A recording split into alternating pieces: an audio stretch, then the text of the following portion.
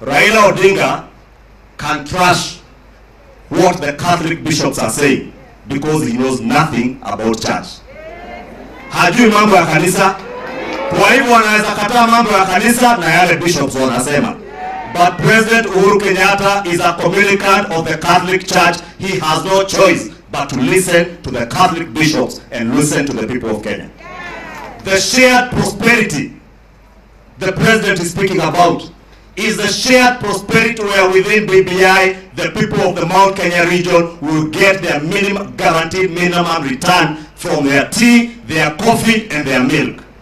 That shared prosperity is a shared prosperity if us as politicians, we have put positions of prime ministers and cabinet ministers in BBI, we must also guarantee the youth in this country that they will be able to get jobs after they graduate from university.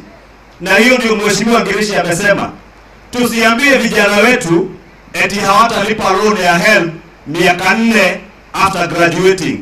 Tuambie vijana wetu mwaka mmoja baada ya kugraduate, kama hauna kazi serikali ikulipe ili uweze kulipa loan.